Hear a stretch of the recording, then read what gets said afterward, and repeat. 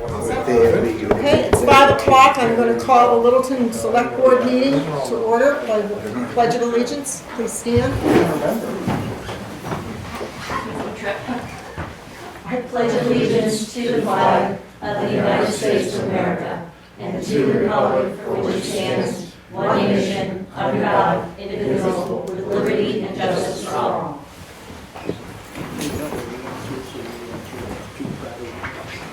And a moment of silence. Also, just to remind people, today is Holocaust Remembrance Day, because that was the day. Today is the date that they released everybody from Auschwitz. Oh, wow.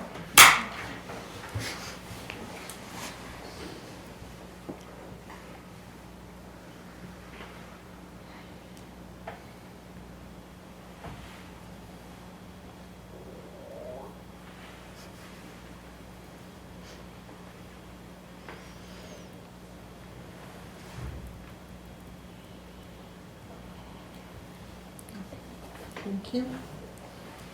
First on the agenda is a public hearing for the fire department and ARPA from Granite. That's you. You're up, Kat.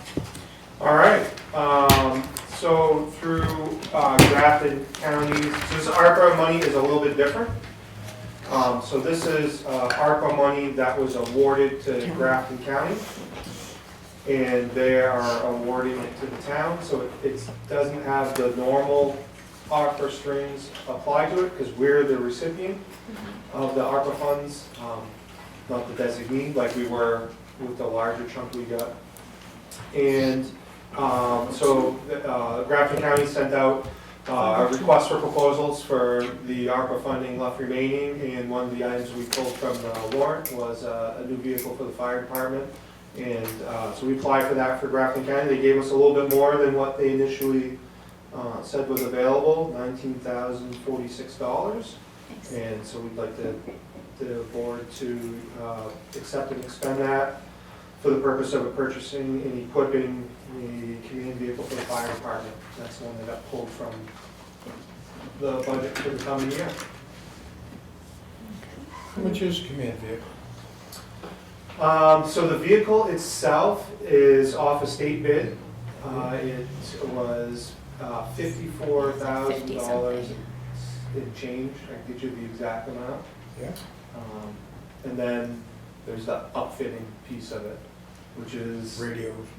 yeah. So we're gonna take the radios. The radios are fine. We don't need new radios. So we're gonna swap over anything that we can swap over, and then replace what we have to replace. So this is potentially at least a third of the cost of it, even more, so that's good. It's a By good the big time of the chunk. upfitting, probably a little bit less than that. Yeah, Yeah, yeah. it was a That's a nice, It's yeah. still some nice A nice charge one. towards it. Yeah. So where's the rest of the money coming from? the rest of the money is Okay. coming from either we did an encumbrance out of this year's or the 2024 operating budget with funds that were remaining in the fire department, and we'll probably have to use a little bit of 2025's operating budget to do the little finishing pieces to it. Do we have to keep this one open? Any questions from the public? I think officially, we probably should just make a statement to open the public hearing. Oh, at 5:02. Yep. So we have to keep it to 5:17. Yes. We don't. We don't have to I keep it to checked the legal 5:17. counsel, and there is no reason that we have to keep the public hearing open for 15 minutes. Okay, So We then can that's have the not. public hearing open, ask people that are here to give comment. Once the comments are done, you can close it, Okay. and then you can take action. Okay, my thought also on that is if anybody new comes in, we can reopen it, and if they have any questions on that particular one, then we can, if they have no questions, then we can just reclose it. 5 o'clock? I Starting time, so- I know, but if somebody gets here late for for whatever reason, my concern is if they had a particular issue or question that they wanted to ask about it, that I'd like to make sure that they get that opportunity. Then you don't I would close the public hearing and just don't take action, because Okay. if you open it up again and you get some public comment that may cause you to change your opinion, Okay.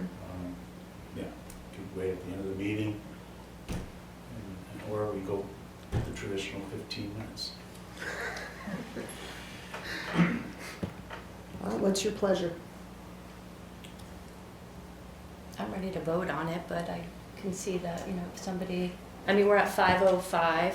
Yeah. I think the people are here, Most probably people here. that are Yeah, I coming. think we could take a vote on it. Yeah, we could just I'm ready to work make a right through it. motion. Okay. All right. Want me to make the motion? Looking for a motion. Yeah, I will make the motion to accept and expend up to $19,046 from Grafton County for the purposes of purchasing and equipping a command vehicle for the fire department. Get a second? Yeah, I'll second. Okay, Roger will second it. All in favor? Aye. Okay. Okay, so that is approved.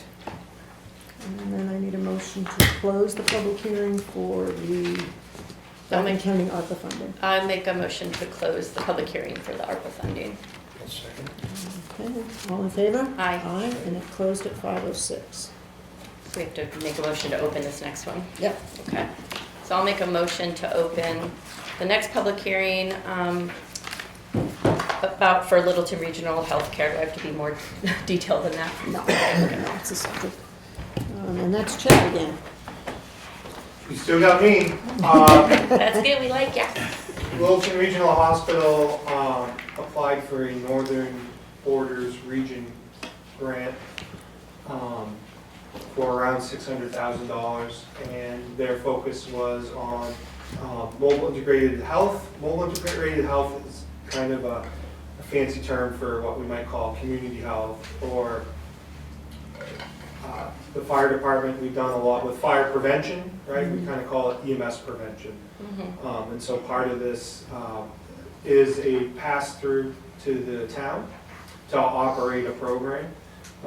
So it's a 3-year program for up to $62,400. And it's kind of pay as you go, so it's not like they give us a check for that amount. We'll do a visit, and then I send an invoice to the hospital, and then they send us a check for it. Okay.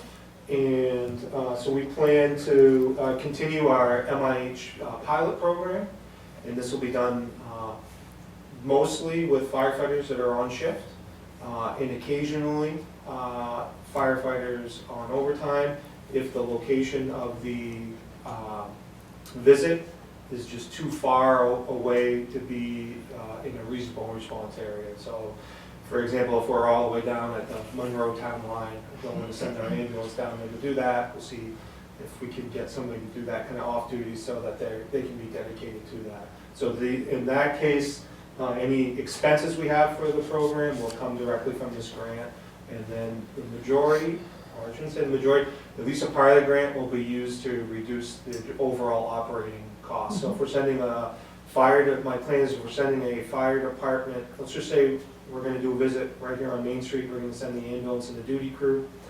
There's a FEMA rate for the ambulance, and we know our hourly rate for our firefighters, so I'm going to ask Lori to pull that amount of money out of the grant and apply it to the general fund, and so it'll basically collect in the general fund as we do these visits. There's some minor pieces of equipment, like $2,000 that are involved with this, those types of things. That's our overall plan for the project.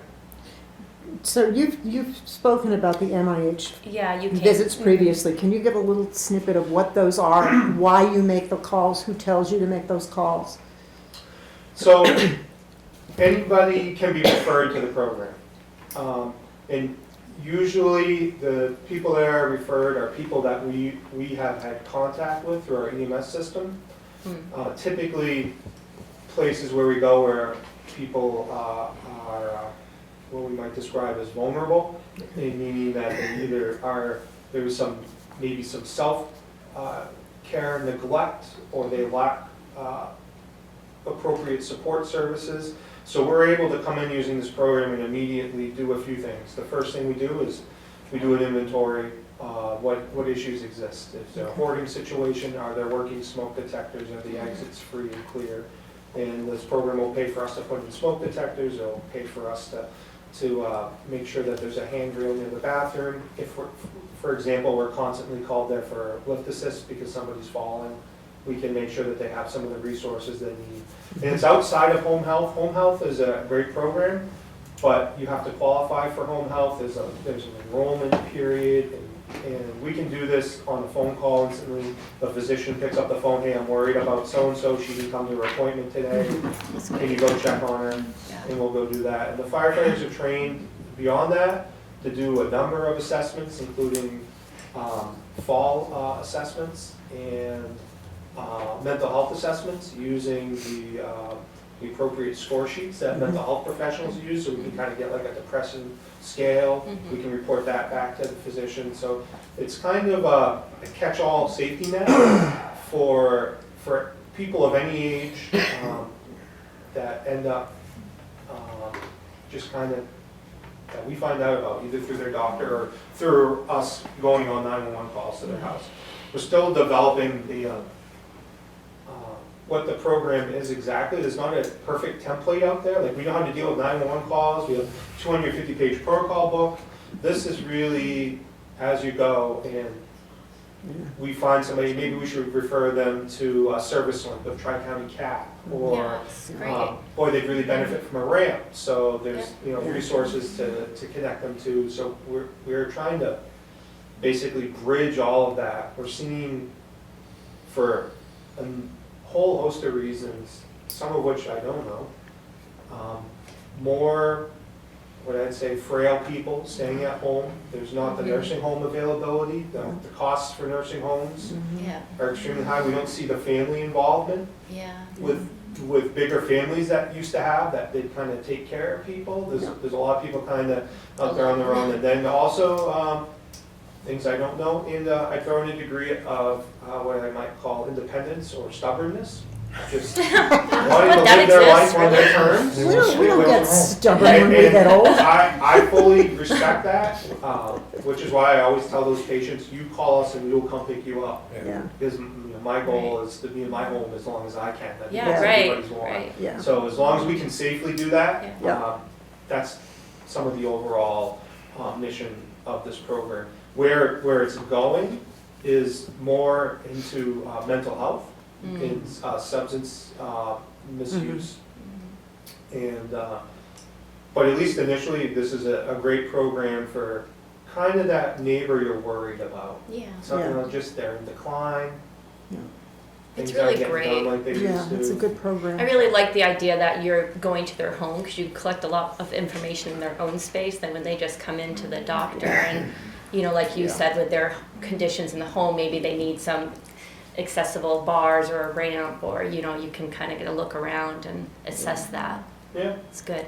Yeah, so we're grateful that LRH was able to get this grant and that they're passing along a portion of it to us to Yeah. kind of continue this program. We have a little bit of funding from the state right now, that's kind of been helping us through. Because again, the objective of this is that it's not an additional cost to the Right. fire department. And we're doing this within grants right now, so.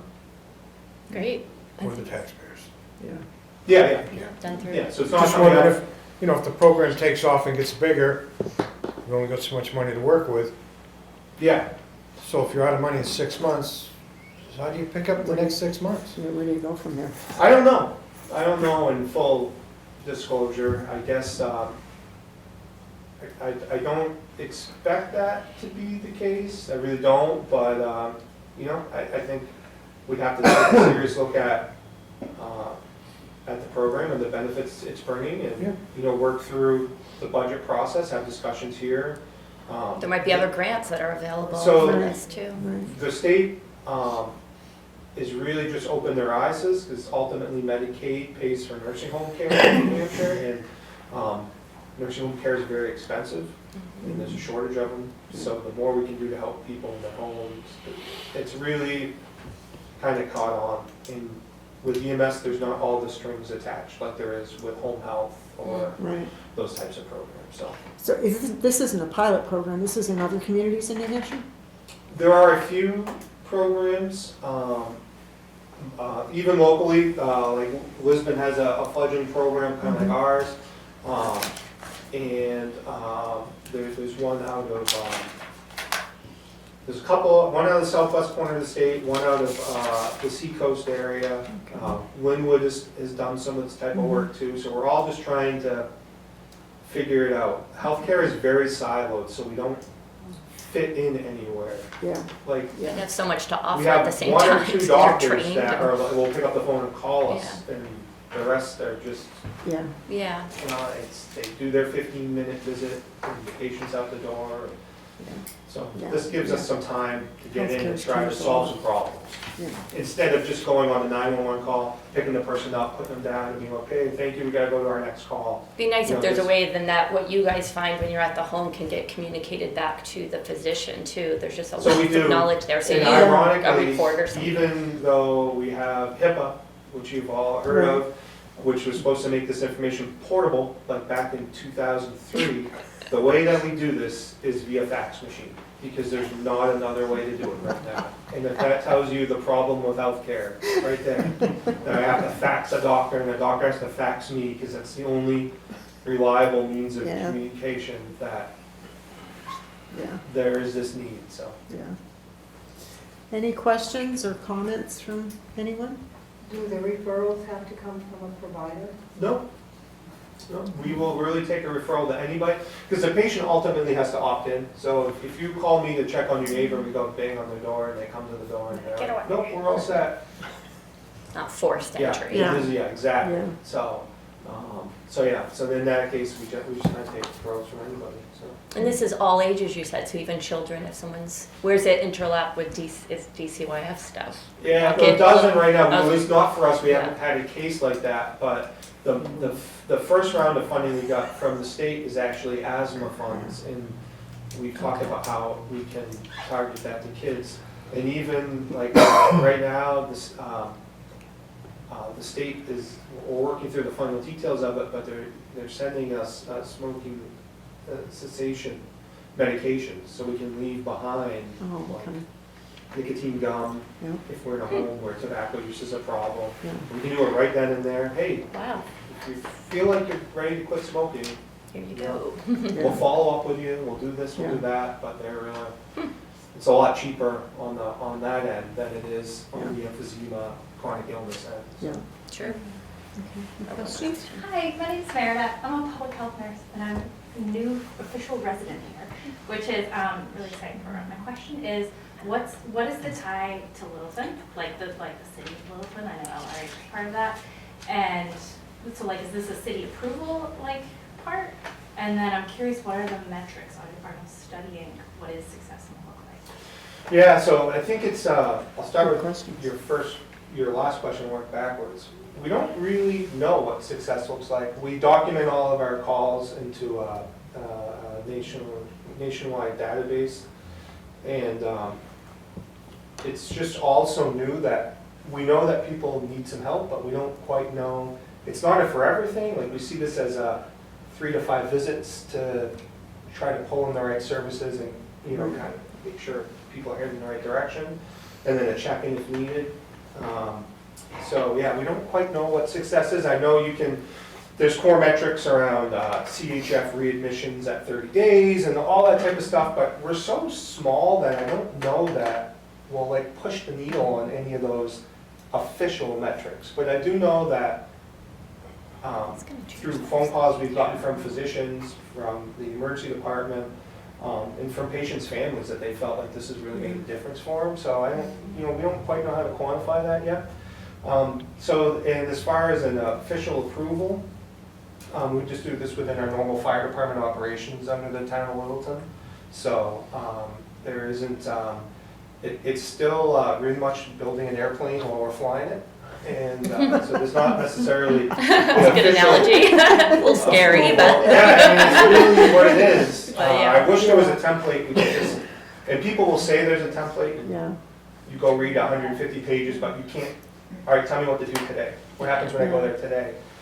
well, These are the most complex patients. You have to have the highest degree of understanding of the healthcare system as a whole, to pull the right levers to get the right results for them. Yeah. And so trying to build You know, one that of document is tough.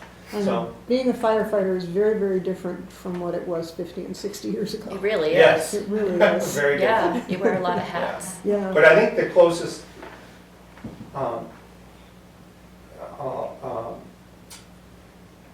program to it is a community health program. Is essentially it just on the fire department side. And we get this unique opportunity where they invite us into their house on a somewhat regular basis by calling our phone number that they know pretty well. And so that's how like we tend to find them pretty a lot. And so yeah, those are the patients that we're looking at mostly. Sounds really cool, thank you. Yeah. I'll identify myself. I'm Dr. Rodier. I'm a nurse practitioner, retired. So my question really is documentation and legal liability. How do you cover that? So under state RSA, we're indemnified unless we make a wanton, willful mistake. So fire and EMS under the state statute has a tremendous liability protection. So we have that. Patients opt in. We do have a privacy officer. We do our documentation in a statewide supported secure database that our medical director can look at any point. So that's kind of how the documentation takes place. And we can actually pull in our EMS documentation so we can look at patients and see all that type of stuff. So if we've had a number of contacts with them via 911, then we put them into this program. It's all the same type of software that runs it. So. And when you do the data collection, is there HIPAA protected information like Oh, yeah. names and birthdays? Oh yeah, so Social Security. So we have policies on HIPAA and privacy. So just like we do for 911, it's all the same type of stuff. So we give a privacy practice notice. We have a BAA with Littleton Regional Healthcare and then other physicians as needed. That allows us to exchange that private information. And then we also ask the patient to sign a release. And the release is pretty all-encompassing. I put right on our release that we may contact the state adult and elderly services or adult protective services. Like we're mandated reporters as well, so we're really open. We're here to help. We want the best for you, but if we feel like you're in a bad spot, we're also going to report you because sometimes you have to have that type of medicine too, and that's all on the release that we cover with the patient. Okay. Any other questions, Cassandra? Yeah, I think this is amazing, you know, with mental health issues becoming more and more understood and more familiar units being fractured and people not having anybody. I think the fact that you're taking a proactive approach to this, and I mean, it's amazing. You see a problem, you've gone and found out grants, found what's available, and you're tackling it. It's not, let's do a study for a year, and then let's have this committee. That's right. So I think That's right. that speaks huge to, especially in a small town like this. So I appreciate it, you know, the fact that you're putting this effort in and you're taking care of the residents of Littleton. That's huge. So We got a good fire department. And please. Any other question? So one of the concerns that I have is that fire department EMS taking on a lot of roles. Right now, we're pushing over 200 hours of overtime every 2 weeks, $8,000 to $10,000. At what point does a man burn out? Yeah, I mean that's a great point, and that's why it's really I've done a number of these visits so that I can understand how they work and some of the challenges because I don't get to do that as much anymore, and I think that's really important. With our current system, we have 4 firefighters on shift, and that's the amount that we have. If somebody's out sick, if somebody's away at training, then we backfill that position. About 15% of our calls are what we call concurrent calls, so there's more than one call going on at a time. And we were able to staff all of that because of the staffing we have. For our town annual report, with our current volume, I did some math. For those, when we move, if we still had the 3-person minimum that we had just before we signed the agreement with Franconia. Now Franconia has increased our call volume a little bit more than 200 calls a year. So there is a percentage for that. But with the 3-person staffing in our current call volume, if we had to, we would have had to have called mutual aid for any second call in town, essentially to make sure that it gets staffed immediately, because you can't wait for a recall of staff, wait 10, 15 minutes, find out that that's not happening, and then call.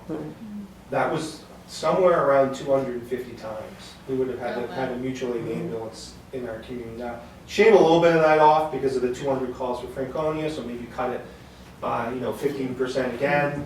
So we'll say, 215, 220, 230 calls a year that we'd have to have a mutual aid ambulance in this community. That's more than the call volume of the majority of our surrounding EMS systems, so we would double the burden on them.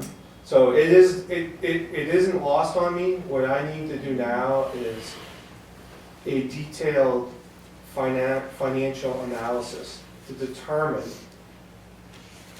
to the highest degree possible whether adding more full-time firefighters within the current amount of funding we have would reduce the overtime enough that it would make it worthwhile, with the idea that they have leave time, they have sick time, that compounds as well. So we're going to build a complex formula and look at this to see if we can add staff within our current budget. We're not asking for another dollar, and what type of impact that would have on overtime.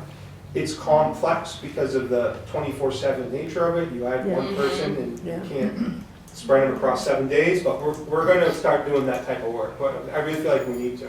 I'm worried about burnout as well. So, one instance I'm seeing in the last 2 weeks, one man, 57 and a half hours worth of overtime. Yep. So that's an So extra. 23 hours per week. Oh, for 28 hours That's just- each week. That's 2 weeks. 57. Yeah, 57 for 2 period, weeks. Yeah, So it's 20 some odd hours. No, it's an extra week. Yeah, I am Yeah. not, I am very cognizant of the burnout factor, because it leads to two things: employee dissatisfaction, and it leads to compassion fatigue. Right. And those are things that Yeah. we can't have. That's happening in a lot of I don't sectors. feel like we have that now, but I need to make sure that, I'm doing everything I can looking at that. And if there's something we can do, like adding an additional employee and using the overtime money, instead of hiring a firefighter overtime, using that employee instead, those are the types of things that we're gonna start looking at. No, just a concern. Yeah, Yeah, it's valid, and I appreciate it, and I know our firefighters do as well, so. Yeah, I think that's my biggest concern, is the burnout on them, to make sure they have the ability, when they go on a bad call, to be able to deal with it, to compartmentalize it and move on to the next thing, and be able to, I don't know, it's tough to handle. Yeah, I'd say now, honestly, more than ever we do. When we had fewer staff members, there was nobody else to call, or so few Yeah. other people to call. Yeah. Our officers now are very in tune to that. Mental health of the fire service are required to take a mental health class Yeah. every year as part of our refresher training program. Come a long way. Yeah. We really have. But you know what it is, with Gotta be hard. rare exceptions, the firefighters just want to be with each other. Yeah. They're family. Yeah. And so when something bad happens and I come in and I tell them, hey, we want to send you all home. Like they had that shared experience. Yeah. Like, they processed that shared Yeah. experience together. And then when I try to break them up, it doesn't help. Yeah. And so it's just a matter of trying to support them Yeah. in other means like that. So That's nice to hear. Rudy, did you have a question? Okay, what's the average waiting time for an emergency call from your fire station before you reach They're fast. whoever called?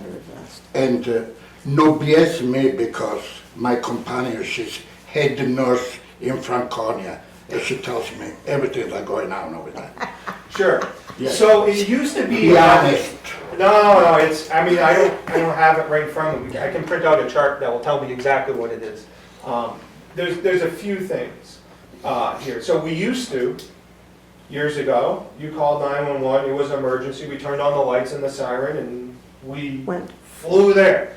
Now, through 911, they provide a triage level. Right. So I'll use some glaring things. A stub toe.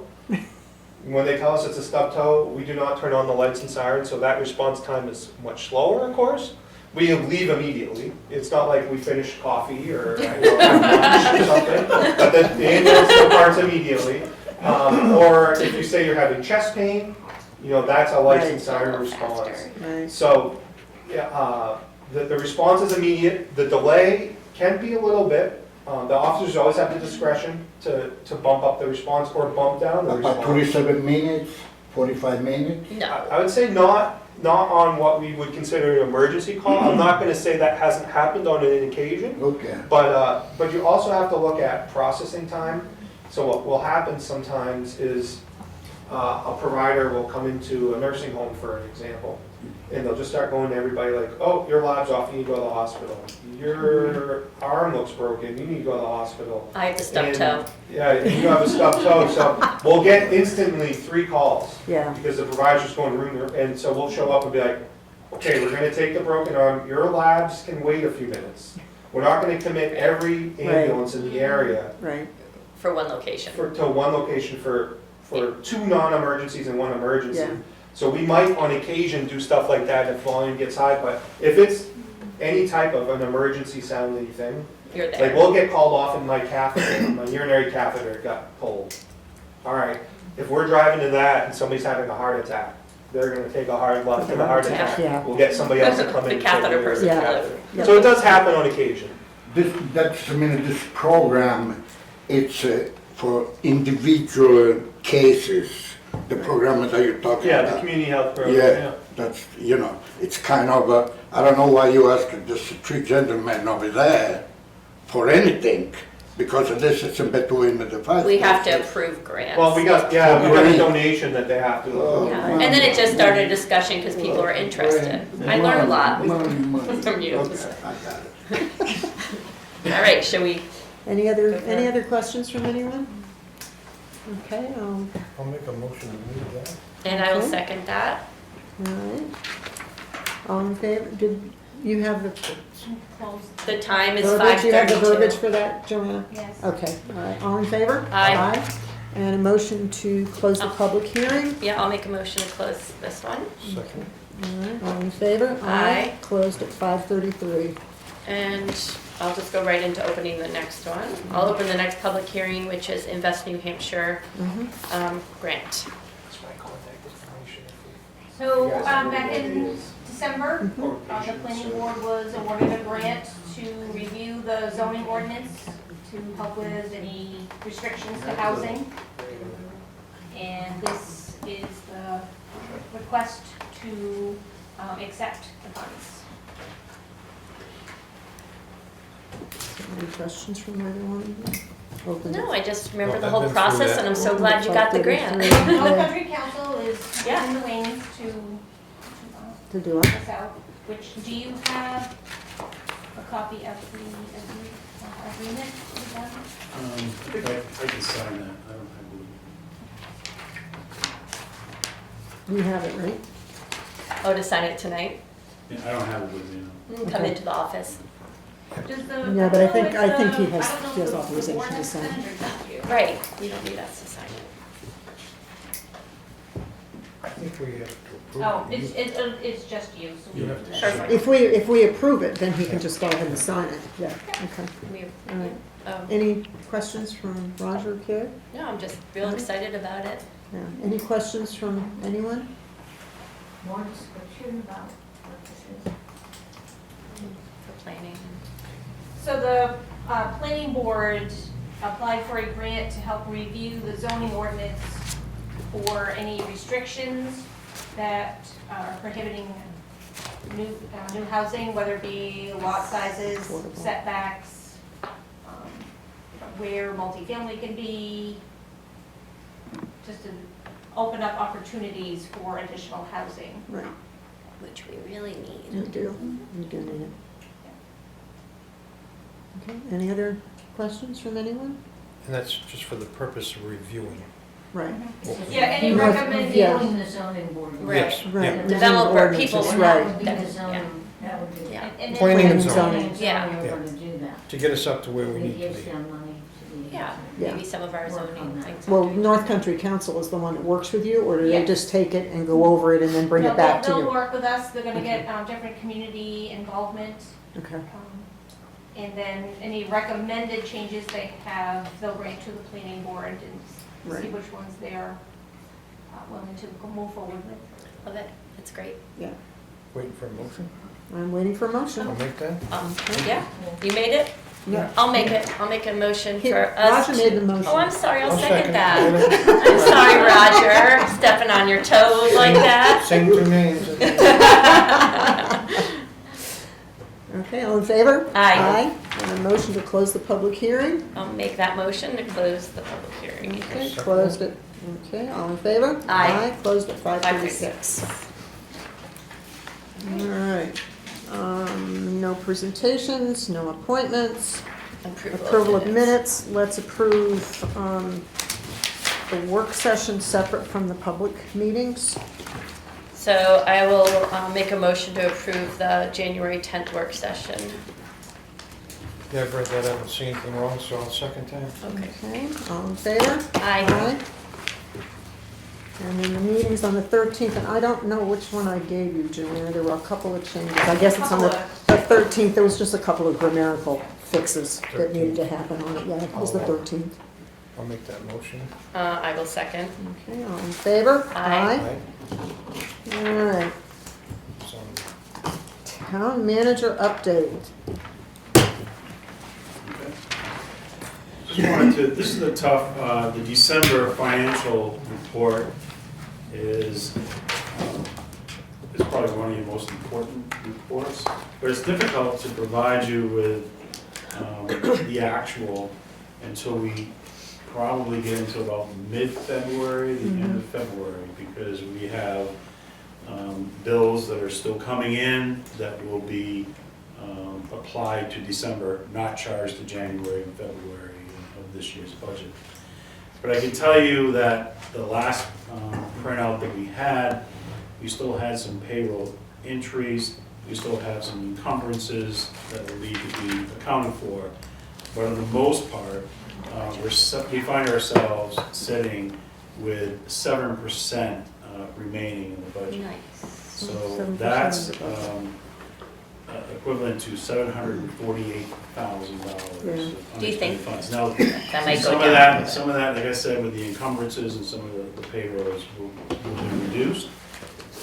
But I think that we're probably, when we see everything finalized and accounted for, that we're gonna be in that $675,000, $700,000. Wow. That's great. And we're still accounting for revenues, but all reports right now is that revenues have exceeded the budgeted amount, and we'll wait, when I get the final report, but those are gonna be positive as well.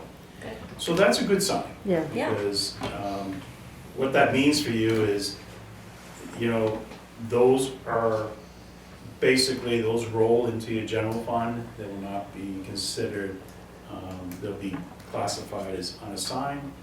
And as you know, going forward in '25, we have some warrant articles that will be asking to spend money from the unassigned fund balance. And so having that much money roll into your general fund this year Great. will help stabilize that Yeah. general fund balance, which we know was right around Right. 5% retained when we set the tax rate. So that's very good. Now, many people will ask the question, well, how come we're turning back so much money? And going through the budget, what I am seeing and what you've heard, what's been reported throughout the year, is primarily the fact that when you have a change in staff, when you have long-term vacancies, those costs are quickly add up to this type of money. So deferred, or unpaid salaries, health insurance, workers' comp, Yeah. all those benefits associated with salaries that are not being spent is a good portion of what you turn back. Right, we were what, 9% under in October, I think, October or November? Yeah, we were there. yeah. So I knew Yeah. we'll end up with a year strong. So like I said, in February, we'll do a final Yep, report on your December 24 financials. right. And one thing that we are gonna work on is scheduling a work session to work on the fund balance policy. Correct. Yeah. So we'll be scheduling that within the next, Particular line item here, selectmen expenses. I was looking at that too. Which one? This one. That one has been on like that for a while. And it's, Yeah, I have that. yeah, it was on these other months, and I kind of just thought I was, This one, this one, yeah, I don't know if it was on the very last one. I think that was. We- Roger's asking me, That parentheses. under is the- selectmen expenses. Yeah, Why and is it's it on there in saying that? November. And I want to double check with Lori, but It is. off the top of my head, it's possible that Like training? when you hired MRI to do I was something. just gonna suggest But that. I'm not sure 100%. Oh. Bet your town manager. said Because that. usually I we think don't that's it. have that much in our line for, Right, Thank you, yes. right, that could be it, but it went under, Refresh on so, yeah. well, that would make sense, selectmen expense, not, right, that makes sense. Yeah, it was our duty to do that. Yeah, and it worked out well, so I'm glad we did it. Yes. Good. Okay. You want me to read that Make letter sure now? Chad didn't get it. He tried. Chad. Poor Chad. You want to read this We do before our- signing? Just a couple other things. I just want to remind everyone that this board did reinforce our town trash bag policy. So March 1st, we have signs out, and then we get some press coverage.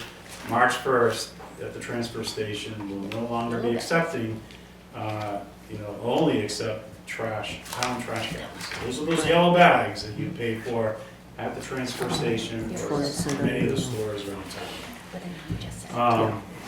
Also want to give credit to our interim Parks and Rec Director, Marley Clark, and the superintendent, who's working, finds himself, by himself, because we have an employee out of work, but they have worked together and get the ice rink up and running. Yeah, it looks so good, Oh, thank yeah. you.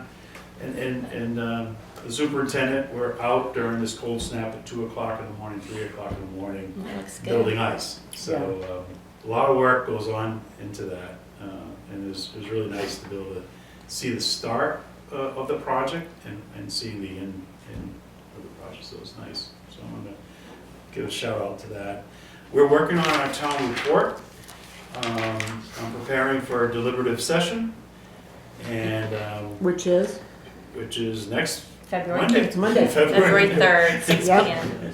At the And, Littleton- coming very quickly. Okay, it's at the high school cafeteria, 6 o'clock, yeah. 6 o'clock. I received a report that our new plow truck just arrived this last Ooh. week. Oh, good. And that was something that was approved in March last year, and just kind of an example of how long it still takes to get some of this heavy-duty equipment. We were fortunate that the truck that they were able to secure was ordered for another community, which then was not approved. So I think that was the reason we were able to get it. Good. Otherwise, we would go through this winter without that truck. And Chief Miller's here this evening. I don't know if you want to add to it, but he did inform me last week that our ladder truck is broken and is sent for repairs. And at this point in time, we're not sure what that cost will be, but it could be a large amount. Do you have any update on that, Chief, or the status of that? No, yeah, we're gonna have to flatbed trailer it to Allegiance in Mass for them to look at the gearbox, Oh, jeez. so. It is, yeah. In the meanwhile, Franconia is automatically dispatched with their ladder truck to any Good. incident Oh. in Littleton, Good. any fire incident along with St. John's Bury's Tower, so. Did it just just quit running or quit moving? So it happened during that extremely, the cold day we had. We had a number of pipes burst all at the same time across town, and so our truck was dispatched to one. The truck went in the pump to circulate the water, which is what we want to do. And the truck was on a hill, a little bit of a hill, not anything terrible. When the truck, what we believe happened is the operator correctly disengaged the pump, but an air line had frozen, so it didn't disengage. And, you know, all the proper lights come on, you hit the air brake release, and as soon as the truck starts to roll, Grabs gears. it's gonna destroy that gearbox. And got down the street, it's like, hey, I don't think this is in drive. And that's when we made the discovery. So just bad luck that it was on the hill. On flat ground, we might have, it would have got towed in a manner that probably could have preserved it if we'd known that, but just the way that the incident, where it was located, didn't give us that option, and didn't know until we got to the bottom of the hill. So fortunately, although the manufacturer of our truck went out of business something like more than 10 years ago, and parts are almost impossible to get for it. This is a rather universal part, from my understanding. It's more related to the pump than the custom build of the truck, and so it's a part we should be able to obtain. Good. They put "should" in quotes. I'll let you know. No guarantees when it comes to parts these days. But they were not worried about the part like I was in the moment of panic when we figured it out. So What years, how old is this ladder truck now? This is something I've heard. it's more than 20 years old. It's a 2003 model, which is either 2002 or 2001, based off of the year bill, how it all works. Right. So. The big problem is that manufacturer went out of business, so we got an air distribution module. We were told we got the last one in the country when that broke 2 years ago. So, Okay. Anything else? And the last thing I have is at our last budget committee meeting, the budget committee had put together a resolution, and they asked that it's regarding assessing and equalization ratios, and they asked if the select board would read their resolution into the record, and Selectman Harrington has volunteered to read the resolution. Got a loud voice. All right. Budget Committee resolution to improve management of property taxes.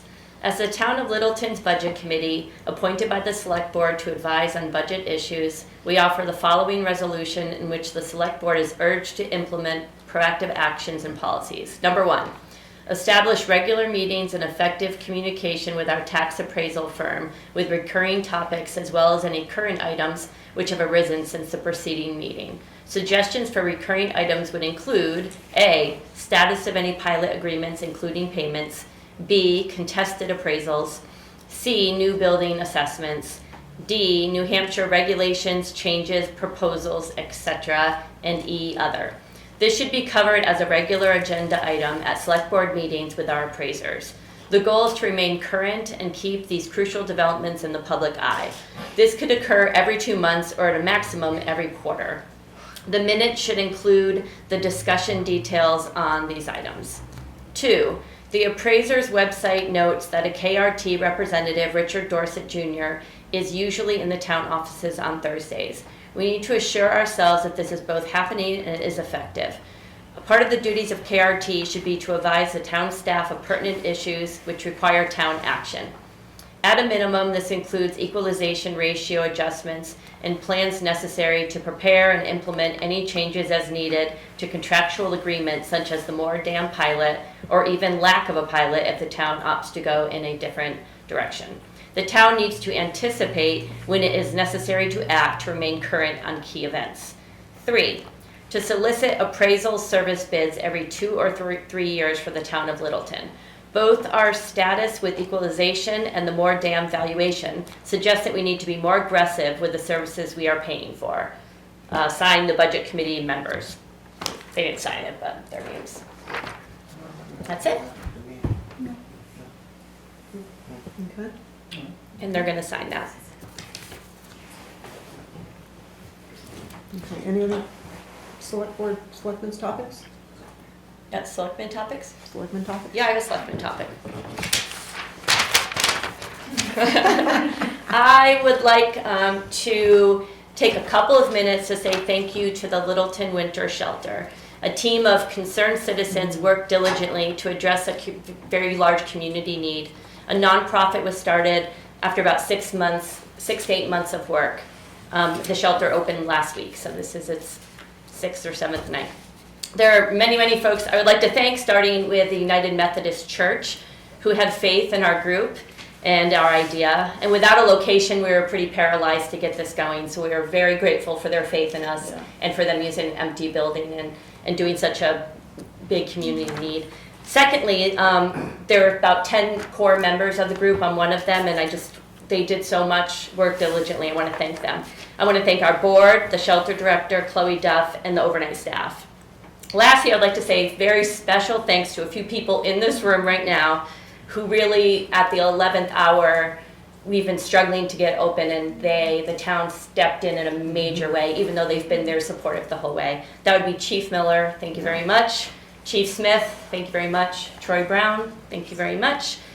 Seal Stubbins, I also helped a lot. And I just want people to know this was a perfect grassroots organization. It's a nonprofit, so it's not coming from tax money, but the town was able to help us and support us. So thank you very much for that. One other thing. Secondly, I want to thank Joanna Ray, who's been coming in and doing our meetings and just been doing a lot of extra work and doing it very well. And I really appreciate you very much. Mm-hmm.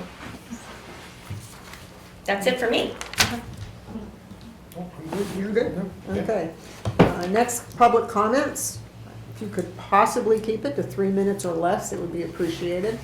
But yes, Rudy? Yes. In regard to the shelter house that you opened last week, it was a The shelter. very nice article in the paper, which, I read it twice because the first time, Yeah. I gotta translate it from English to Italian, then from Italian to English. But anyway, it was very good stuff. Now, where do you guys go from here? This over here is temporary, right? Yeah, so it was under RSA 153, Yeah, yeah. Chief Miller. Yeah, it's a temporary emergency winter shelter. So Yeah. that's what we went under. Even if it's a temporary, unfortunately, I call them homeless because they're homeless to go over there. But what are you gonna do when, with the time it goes by? Do you gonna build a new shelter? What are you guys gonna do about it? You mean once winter's over? Yeah, Gear up for trying to do it again next winter. I mean, it's a nonprofit and there's been a lot of work and we're established. We've gotten a ton of donations, a lot of it's a people. good thing what you So- guys do, So right? I thank you. I mean, I think doing it this winter and making it successful, and then we'll take it from there and see what else happens. But Right. that was the one goal, was just to get a safe, warm place for people to sleep. For this winter. That was the goal, just for Right. this winter. And So you guys can get some money just to build the shelter? I mean, I can't, wouldn't that be nice? But yeah, who knows? Yeah. People will work on that piece. Because But many people from the south, they come up here, you know that. yeah, people go. And that's maybe the one other thing I wanted to say really publicly is that I've called some other welfare departments in different towns, and I really want to say publicly that the model that we used to do this took about 6 to 8 months, and I think other towns should be also doing this in their own town. Find churches that are empty, find empty town buildings, find private buildings, ask us how we did it. There's very logical steps to make it work. Be in touch with your chief of police and fire chief and work on it. And I want other towns to do it in their own town, because we can't take on everybody. We can help people Right. that we have here. Right. So Now, they also have, what is it, Serenity House? there's a bunch of we have tons of places Yeah. for food and security. We have hot meals. We've got places for breakfast. We've got things. We've got lots of things, but we had nowhere for people to sleep, Right. and it's cold. So, Thank you. yep. Anybody else? December? Yeah, I just want to touch real quick on 2 things. So 2 weeks ago, when I got home I'm unhoused. My name's December Rust. I'm an unhoused resident of Littleton. I got home 2 weeks after the BOS meeting to find that someone walked down my home, cut one of my tarps loose, and walked off with it. There was a single set of tracks in, clean cuts, and single set of tracks out. I put up that 40-foot tarp wall.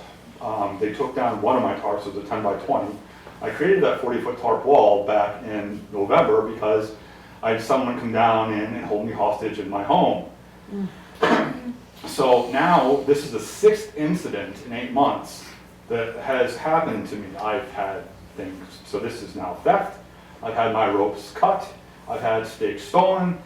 So here's another incident in 8 months of something happening to me, and so I don't have a solution for it. I just wanted to bring it out in public that, you know, I did file a police report, as I do every single time. I have not heard back. Officer Roman, I'm sure she's checking on it because of all the other incidents, and because of the resident who threatened to steal my stuff back in October. And here it is, someone now has stolen one of my tarps. So it would be great if I'm feeling a little left out in the wind. I'm feeling a little bit lack of support and a lack of just any sort of public. I mean, there's no increased police patrol. I'm off Beacon Street. I'm off the rail trail. I'm 1,000 feet from the rail trail village, less than 1,000 feet. Right there where people are paying $2,500 and all, you know, posh stuff, and I can't get any sort of help or any sort of anything down there to check to make sure I'm okay. So it would be, I'm just bringing it up. And again, I know there's a process, but it's just, this is the 6th attack in 8 months. And I mean, it just, I'm out here in the wind. And then just real quick, I wanted to touch on the welfare department here. 2 weeks ago, I was denied aid. I was provided with a denial letter, but not a reason. I sent an email to both Seal and Troy requesting an actual denial letter with a reason, since Chapter 165 and Littleton's welfare guidelines both require a written denial from Littleton. I did not. I sent an email on the 18th. I received no response. I sent a follow-up email this last Wednesday, no response. So then I sent the Seal a text last Thursday, and she said, I will do it Friday. It is now Monday, and I still don't have a response. So the issue here is that there's a lack of transparency because I'm not being provided with any sort of guidelines when it comes to what's defined as an emergency. So because of that lack of transparency, a lack of actually providing a threshold, a guideline, anything, so there's that, and I'm not being provided a reason for denial. And I am afforded a fair hearing. I requested that fair hearing. I had not heard about anything from that. I asked questions about who's the fair hearing officer. When is this, how long does this take to schedule? Can I have witnesses there? I have no idea because I've never filed for welfare before and had to do any of this. I've never had to fight a town for welfare for assistance, so I don't know how all this works. But it's, again, I'm hanging out in the wind here because I'm following the procedure, I'm following the guidelines, I'm doing what I need to do, and I'm not getting responses. So the welfare department was already in violation of 165 and their own guidelines. And so now they're further in violation of those guidelines, which are there to protect the town and its residents. So I don't know why I'm not getting responses.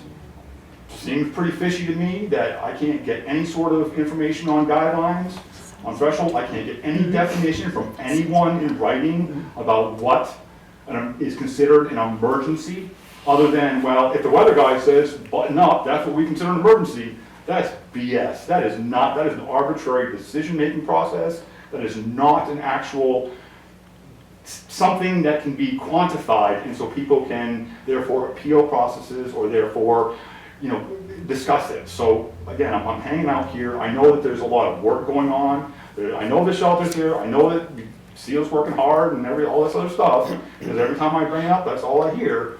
But I still don't understand why I'm sitting here 2 weeks later without a reason. And this all seems fishy to me. And so I just, there's nothing, I'm not getting responses, so I just want to bring it up publicly again, and so it's on video, and so it's all recorded, and so that I can, hopefully, maybe tomorrow you guys will respond to my email or something, and I can get a fair hearing, which I am allowed by law, and I can get a response on the reason for my denial of assistance, which is required by law. So I'd like that, thank you very much. Okay, my understanding is that you are staying at one of the Littleton motels, and our welfare department is paying for that, am I correct? That you're not down in your tent? Yeah, what does that have to do with? Okay, I just wanted to make sure that everybody was also aware of the fact that the town is supplying you warm housing during this cold spell. After I fought for it, after I was given we're gonna take it on a day by, first I was told by Seal, we're not gonna help you. So then I had to threaten her and say, well, the RSA says this, I'll bring a lawsuit against you if you don't help. All right. So then, no, you want to, fine. but- No, I understand. So then I had to December, fight for that. And December. so then 2 weeks ago, I was told, we are only gonna decide on a day-by-day basis. We are not going to provide anything more than day-by-day. Then the next day, or 2 days later, I was told, well, no, we're gonna give you 5 days. So, yes, the fact that you're trying to say, well, No, I'm just, no, all I'm saying is, we know that you're housed right now, and what we will do is I'm housed till Saturday. My checkout's on Saturday. so okay, I'm what housed we'll till- do, is we will talk with the town manager, and we will talk with Seal, and go from there. Do you wanna add anything to it? I want to make sure it's clear here that Seal is our welfare administrator. She is extremely busy and doing a great job. I've met with her twice last week. I've communicated with her when she's not in the office. And we are overwhelmed right now with citizens that are in need. And we, in my opinion, are filling our obligation in accordance with the state law in providing that need. So I know that there are people that were in need of housing, and that was addressed, and is being addressed now, and will continue being addressed. However, as I've stated in prior meetings, the guidelines are very generic, they're general, and I think they're intentionally written that way to allow discretion with the administrator to deal with every single case on a case-by-case basis, determining what that need is at that given day, for that given week, for that given moment. Every case is different and unique, and it changes. I've been involved in case management, and the situation that I address today could drastically change tomorrow. It's fluid. 2, I had blocked out time on my schedule to be the hearing officer. And there was a no-show. I didn't receive any response. You received notice that you had a fair hearing at a certain time, and No, it said sign something if you want a fair hearing. So I sent that in to request a fair hearing on the 18th. And I have not received any email. I didn't receive an email response from that email. I have not received any response from the town providing, and I'd like to see a copy of that, of your fair hearing. When was this? What was this block set aside? Just so I can get this I had recorded. blocked out a time. When was this time? What day and time was this? I think it was last week. You think? What day and time was this, Troy? Off the top of my head right here, I don't know, but I had blocked off time, You never told me a time. so. So, how And I do you also dispute believe. facts? Show me an email. Show me a hearing letter. There wasn't one. And I am only talking about the denial, the reason for denial. You want to go on about, I'm housed, yes, I'm housed now. I still don't know about Saturday, but I'm housed now.